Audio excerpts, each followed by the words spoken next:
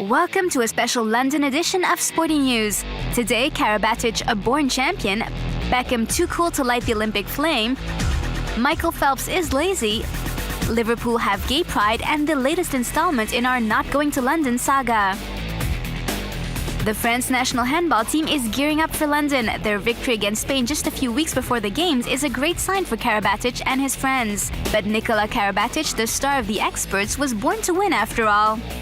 When we moved south, when I was 8-9, when I first started seeing the French team play, when I went to Montpellier and Nîmes first division games with all the big names, I remember that's when I thought, I want to be like those guys. I want to play first division handball, and I want to be on the French team.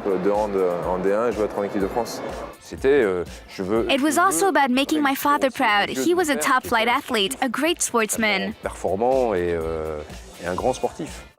When you're growing up, your father is your hero. You want to imitate him, surpass him. You want to make him proud. So I chose his sport. It made sense. And Branco gave him this desire to succeed and the will to go all the way.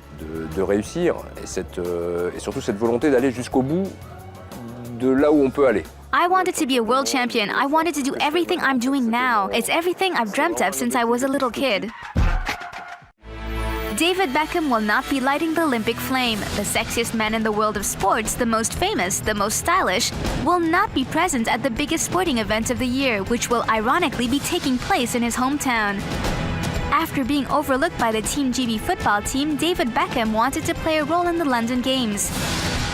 And while he did receive the Olympic flame in Athens, Greece, the former England captain decided to let an Olympic champion light the flame, depriving himself of the honor. When it comes to class, Bex is in a league of his own. Michael Phelps is lazy. Don't take it from us. His former training partner Tyler Clary, who will also be competing in London, says so. Tyler is highly critical of Phelps. According to him, Phelps didn't do anything to truly make an impact on the Beijing 2008 Olympic Games. If you believe Clary, Phelps relied on his talent alone and didn't train properly. So in a nutshell, Michael Phelps became the greatest swimmer of all time in Beijing, winning 8 Olympic gold medals, breaking 7 world and 1 Olympic record without pulling his weight during practice. Sounds like a pretty far-fetched theory. Being the great champion that he is, Phelps decided to smooth things out with his colleague. The two athletes are said to have met and sorted out their differences. Now, we just can't wait to see what Michael Lazybones Phelps has in store for us in the Olympic pool. Liverpool is a genuinely unique club. The legendary football club is going to become the first to take part in a gay pride parade.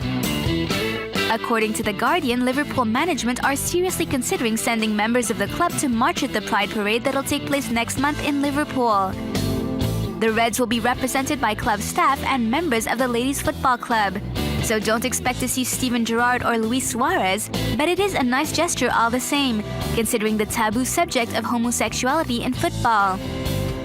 Someday we may even see rainbow flags floating alongside of Liverpool's red ones, who knows?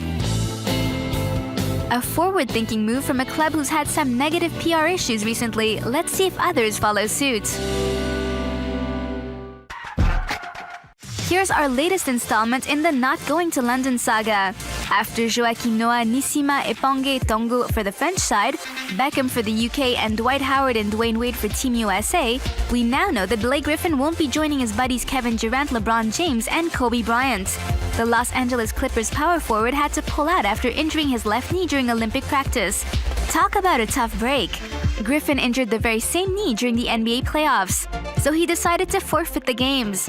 A decision which should relieve the Clippers, who've just signed a 5-year, $95 million deal with the player. They don't want their star in a million pieces after all. Griffin has to undergo an MRI scan to determine the extent of his injury, and Anthony Davis has been called in to replace him.